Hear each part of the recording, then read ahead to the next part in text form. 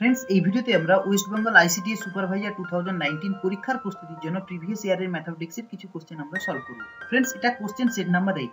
তোমরা যদি question set 1 থেকে 7 এর ভিডিওগুলো দেখতে চাও তাহলে এই ভিডিওর ডান দিকে উপরে আই বাটনটা ক্লিক করে তোমরা সেই ভিডিওগুলো দেখতে পারো। ফ্রেন্ডস, এই সেটে যে সমস্ত চ্যাপ্টার থেকে কোশ্চেন থাকবে সেগুলো হলো বর্গমূল, ঘনমূল, সংখ্যা পদ্ধতি। এই কোশ্চেনটাকে আমরা শর্টকাটে সলভ করব এবং বিস্তারিতভাবে সলভ করব। সরলীকরণ, শতাংশ, গড়, লসাগু, গসাগু, অনুপাত ও সমানুপাত। ফ্রেন্ডস, ভিডিও শেষে তোমাদের প্র্যাকটিসের জন্য এক্সারসাইজ দেওয়া থাকবে।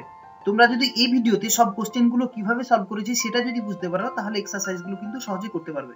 Friends, practice makes you perfect. Friends, সমস্ত চাকরির পরীক্ষার নোটিফিকেশন এবং ম্যাথমেটিক্সের উপর শর্ট ট্রিক্স, কনসেপ্ট এবং কোশ্চেন অ্যান্সার ভিডিও পাওয়ার জন্য তোমরা এই চ্যানেলটাকে সাবস্ক্রাইব করে নাও এবং বেল আইকনটাকেও প্রেস করে নাও। ফ্রেন্ডস, এখন আমরা শুরু করব কোশ্চেন নাম্বার 1 বর্গমূল ঘনমূল চ্যাপ্টার থেকে। 9999 এর বর্গের একক ঘরের সংখ্যাটি কত হবে? এখানে চারটি অপশন দেওয়া আছে, এ, বি, সি এবং ডি। ফ্রেন্ডস, যে কোনো সংখ্যা, সেই সংখ্যাটা যত বড়ই হোক না কেন, তার শেষে যদি 9 থাকে, যেমন এখানে আছে 9999 এর শেষে আছে কিন্তু 9, দেখো তার বর্গের একক ঘরের সংখ্যা কিন্তু সব সময় 1 হবে। যত বড়ই সংখ্যা হোক না কেন, তার শেষে যদি 9 থাকে, মানে তার একক ঘরের সংখ্যাটা যদি 9 হয়, তাহলে তার বর্গের একক ঘরের সংখ্যাও কিন্তু হবে 1। তার কারণটাও খুব সিম্পল, দেখো 9 এর স্কোয়ার মানে 9 ইন্টু 9 ইজ ইকুয়াল টু হয় 81। 81 এর শেষে কিন্তু আছে 1। তাই যে কোনো সংখ্যা তার একক ঘরের সংখ্যা যদি হয় 9, তাহলে সেই সংখ্যার বর্গের একক ঘরের সংখ্যা সব সময় কিন্তু 1 হবে। 19 এর স্কোয়ার হচ্ছে 19 ইন্টু 9, রাইট? 19 ইন্টু 19 যেটা হয় 361। 29 এর স্কোয়ার, দেখো 29 এর স্কোয়ার হবে কিন্তু 841। 39 এর স্কোয়ার হবে কিন্তু 1521। 49 এর স্কোয়ার হবে 2401।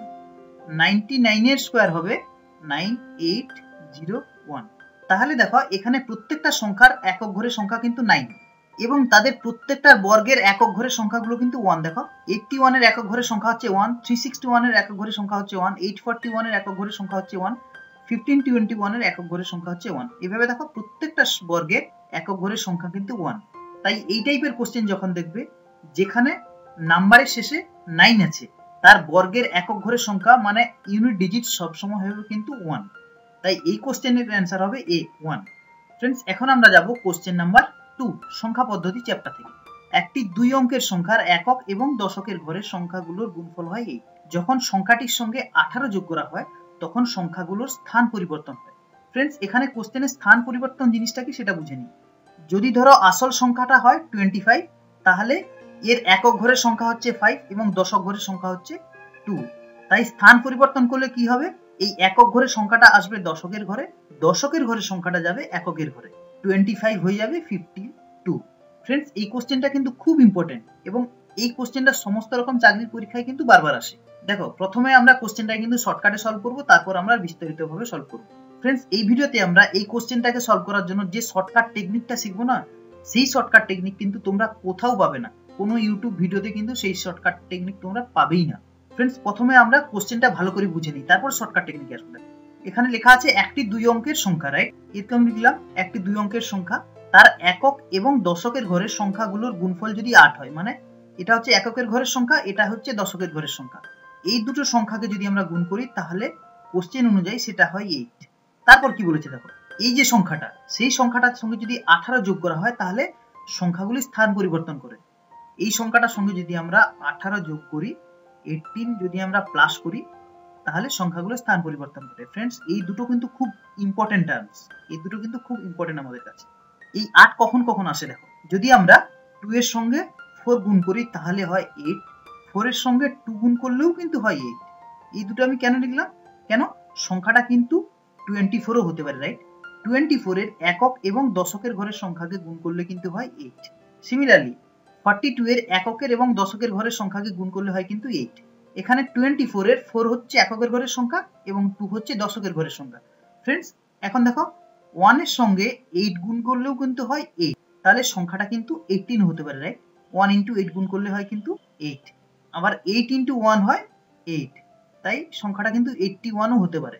তাই এখান থেকে দেখো এখানে যে সংখ্যাটি বের করতে বলেছে সেটা কিন্তু চারটি সংখ্যা হতে পারে, 24, 42, 18, 81। এখন আমরা বের করব কোন সংখ্যাটা আসল সংখ্যা। এখন কোশ্চেনে দেওয়া আছে সংখ্যাটার সঙ্গে যদি আমরা 18 যোগ করি তাহলে সংখ্যাটা স্থান পরিবর্তন করে। শর্টকাট টেকনিক অনুযায়ী কি হবে দেখো, 18 কে যদি আমরা 9 দিয়ে ভাগ করি তাহলে যে সংখ্যাটা আসবে 2, সেটা কিন্তু আসল সংখ্যার একক এবং দশকের ঘরের সংখ্যার ডিফারেন্স। তাহলে দেখো এখানে কিন্তু 24 বা 42 এই যে দুটো নাম্বার আছে, এই দুটো নাম্বারের এককের এবং দশকের ঘরের সংখ্যার ডিফারেন্স কিন্তু হয় 2, রাইট? 4 - 2 হয় 2, 4 - 2 হয় 2। 81 বা 18 কিন্তু হবে না, তার কারণ 81 এর 8 - 1 হয় 7, ঠিক আছে? সিমিলারলি 18ও হবে না, রাইট? এখন আমাদের কাছে তাহলে কিন্তু দুটো নাম্বার আছে, একটা হচ্ছে 24 আর একটা হচ্ছে 42, রাইট? এখন বের করতে হবে আসল সংখ্যাটা কোনটা, 24 না 42। সংখ্যাটির সঙ্গে যদি 18 যোগ করা হয়, সেই সংখ্যাটির সঙ্গে যদি এই 18 আমরা যোগ করি, তাহলে ছোট সংখ্যার সঙ্গে যদি আমরা একটা সংখ্যা যোগ করি তাহলে একটা বড় নাম্বার আসে। এখানে ছোট সংখ্যা কোনটা, 24 42 এর মধ্যে ছোট সংখ্যা কিন্তু 24, যার সঙ্গে একটা সংখ্যা 18 যোগ করলে একটা বড় সংখ্যা হয়, যার দরুন সেই সংখ্যাটির স্থান কিন্তু পরিবর্তন হয়। দেখো ফ্রেন্ডস, এখানে 24 এবং 42 এর মধ্যে তাহলে কোন সংখ্যাটি হলো, 24 হবে এই কোশ্চেনটার অ্যান্সার।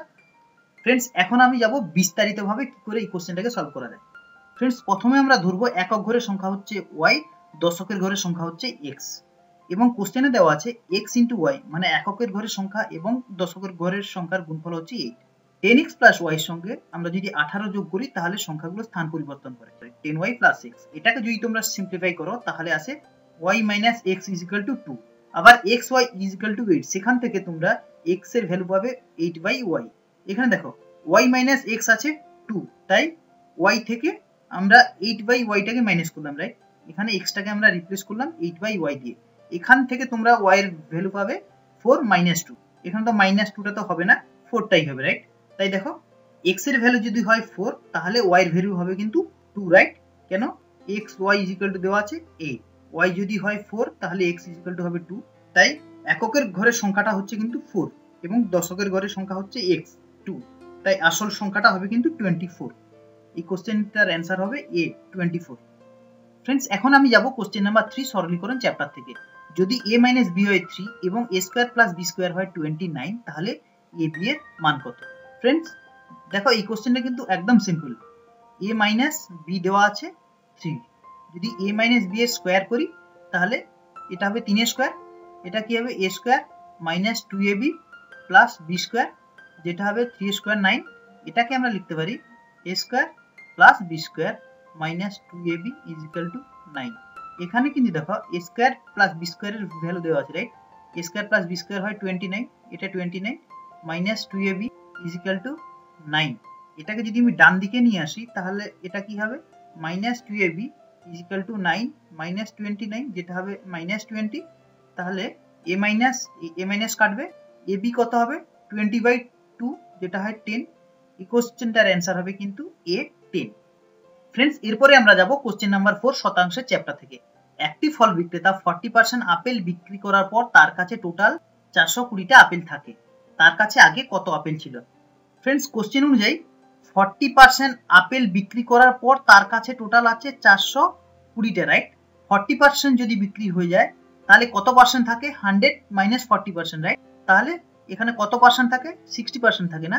60% মানে হচ্ছে 420। কেন, 40% বিক্রি হওয়ার পরে থাকে 60%, যেটাই হচ্ছে 420, সেটাই এখানে লেখা আছে। দেখো 40% বিক্রি করার পরে কিন্তু পড়ে থাকে 420টা আপেল। এই 60% যদি হয় 420, তাহলে 1% কত হবে, 420/60, যেটা হয় 7। 100% কত হবে, এটার 100 গুণ, রাইট? 1% যদি হয় 7 তাহলে 100% হয় 7 × 100, 700টা। তাহলে এই কোশ্চেনটার অ্যান্সার হবে কিন্তু ডি, 700টা আপেল। 700টা আপেলের 60% হচ্ছে 420। ফ্রেন্ডস, এখন আমরা যাব কোশ্চেন নাম্বার 5 গড়ের চ্যাপ্টার থেকে। একজন দোকানদার পরপর 5 মাসে যথাক্রমে এত টাকার দ্রব্য বিক্রি করেন। 6 নম্বর মাসে তিনি কত টাকার দ্রব্য বিক্রি করলে 6 মাসের গড় বিক্রয় হবে 6500? এখানে 4টে অপশন দেওয়া আছে। ফ্রেন্ডস, এটা 1 নম্বর মাস, এটা 2 নম্বর মাস, এটা 3 নম্বর মাস, এটা 4 নম্বর মাস এবং এটা 5 নম্বর মাস। ফ্রেন্ডস, এখানে প্রত্যেকটা মাসের নিচে সেই মাসে কত টাকা বিক্রি হয়েছে আমি সেটাই লিখে রেখেছি। দেখো কোশ্চেন অনুযায়ী এই 6 নম্বর মাসে কত বিক্রয় হলে 6 মাসে টোটাল গড় বিক্রয় হবে 6500। তাহলে 6 মাসে যদি গড় বিক্রয় হয় 6500, তাহলে 6 মাসে মোট বিক্রয় কত হবে? 6 × 6500, যেটা হয় 39000, রাইট? তাহলে এই 1 2 3 4 5 6 এই 6টা মাসে টোটাল বিক্রয় যোগফল কিন্তু হয় 39000, এবং এই 5 মাসের টোটাল বিক্রয় কত হয়? এই সবগুলোকে যোগ করলে বেরিয়ে আসবে, রাইট? এটা কত হবে? 34009। আর এই 6 মাসের টোটাল বিক্রয় কত দেখাচ্ছে এখানে? 39000, মানে 39000। তাই এই 39000 থেকে যদি এই 5 মাসের অ্যামাউন্ট আমরা বাদ দিই, মানে 39000 মাইনাস 34009, এটা যদি বাদ দিই সেটা আছে 4991। এটাই হবে এই 6 নম্বর মাসের বিক্রয়, রাইট? এটা হচ্ছে 5 মাসের টোটাল বিক্রয়, এটা হচ্ছে 6 মাসের টোটাল বিক্রয়। এই 6 মাসের বিক্রয়টা থেকে যদি আমরা 5 মাসের টোটাল বিক্রয়টা বাদ দিই, তাহলে 6 নম্বর মাসের 6 নম্বর মাসের, মানে এই 6 নম্বর মাসের বিক্রয়টা কিন্তু বেরিয়ে আসবে। তাই 6 নম্বর মাসের বিক্রয় হচ্ছে 4991, যেটা হচ্ছে অপশন এ হচ্ছে এই কোশ্চেনটার অ্যান্সার। ফ্রেন্ডস, এখন আমরা যাব কোশ্চেন নাম্বার 6 লসাগু গসাগু চ্যাপ্টার থেকে। তিনটি সংখ্যার অনুপাত যদি হয় 3:4:5 এবং তাদের যদি লসাগু হয় 2400, তাহলে সেই সংখ্যাগুলোর গসাগু কত? দেখো, সংখ্যাগুলোর যদি অনুপাত দেওয়া আছে 3:4:5 এবং তাদের যদি লসাগু হয় 2400, তাহলে সেই সংখ্যাগুলোর গসাগু কিন্তু খুব সহজে বেরিয়ে আসবে। এই যে অনুপাতগুলো দেওয়া আছে এগুলোকে জাস্ট গুণ করো, বেরিয়ে আসবে এই কোশ্চেনটার অ্যান্সার। 2400, এটা কত হয়? 3 4 12, 5 60, 60কে তুমি এটাতে ভাগ করো, এটা কিন্তু 40 হবে ওই সংখ্যাগুলোর গসাগু। অ্যাকচুয়াল সংখ্যাগুলো কি দেখবে? দেখো, 3 × 60, 4 × 60, 5 × 60, এই যে তিনটে সংখ্যা হয় না, এই তিনটে লসাগু হচ্ছে 2400, যাদের মধ্যে কমন ফ্যাক্টর হচ্ছে কিন্তু 60। তাই এই সংখ্যাগুলোর গসাগু হবে 60, গরিষ্ঠ সাধারণ গুণনীয়ক। তাই এই কোশ্চেনটার অ্যান্সার হবে A40। নেক্সট আমরা যাব অনুপাত এবং সমানুপাতের কোশ্চেন। Question number 7। একটি 7 লিটার মিশ্রণে দুধ ও জলের অনুপাত আছে 2:1। ওই মিশ্রণে কত লিটার জল মিশালে দুধ এবং জলের অনুপাত হবে 1:2? দেখো, দুধ এবং জলের অনুপাত যদি হয় 2:1 এবং টোটাল মিশ্রণটা যদি থাকে 60 লিটার, তাহলে দুধ কত আছে? 2/2 + 1, যেটা হয় 2/3, 60 এর 2/3 যেটা হবে 40, রাইট? এটা 20 × 7, তাহলে 20 দিয়ে হয় 40 লিটার হচ্ছে দুধ, এবং তাহলে বাকিটা হচ্ছে 20 লিটার হচ্ছে জল। এখন কোশ্চেন হচ্ছে এই মিক্সচারে, মানে 40 লিটার দুধ এবং 20 লিটার যে জল, সেই মিশ্রণে, এটা হচ্ছে মিক্সচার, এখানে 40 লিটার আছে দুধ, 20 লিটার হচ্ছে জল। এই মিক্সচারে কতটা জল মেশালে এই অনুপাতটা হবে 1:2? এখানে কিন্তু দুধের পরিমাণটা সেম থাকবে। কেন? এখানে শুধু জাস্ট জল মেশানোর কথা বলেছে, দুধ কিন্তু সেমই থাকবে, রাইট? দুধকে যদি 40 থাকতে হয়, 40 লিটার থাকতে হয়, এবং ফাইনাল মিক্সারে দুধ ও জলের অনুপাত যদি 1:2 হয়, তাহলে 40 পরে 40:2, এটা হবে 80, রাইট? 40:80 হয় কিন্তু 1:2। 40 সঙ্গে জাস্ট আমি দুগুণ করলাম, 80 হলো, রাইট? দুধ যদি হয় 40 লিটার, তাহলে জল থাকতে হবে কিন্তু 80 লিটার, রাইট? তাই এটা হয় 1:2। এখন যদি জলের পরিমাণ হয় 80 লিটার, আগে ছিল 60 লিটার, তাহলে কত লিটার জল যোগ করতে হবে? 80 - 20, 60 লিটার, রাইট? এই কোশ্চেনটার অ্যান্সার হচ্ছে ডি, 60 লিটার। ফ্রেন্ডস, এখন আমরা যাব এক্সারসাইজ।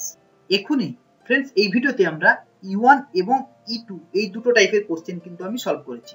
জাস্ট কোশ্চেনটার এখানে আমি ডেটাটা চেঞ্জ করে দিয়েছি, কিন্তু কোশ্চেনটা সেম আছে। তাই তোমরা এই দুটো কোশ্চেনকে সলভ করবে এবং তার উত্তর কি হবে আমাকে কমেন্টে লিখে কিন্তু জানাবে। দিলে আমি বুঝতে পারবো তোমরা ভিডিওটা পুরোটাই ফলো করছো এবং কোশ্চেনগুলো আমি কিভাবে সলভ করেছি সেটাও তোমরা বুঝতে পারছো। Friends, all the best and thanks for watching.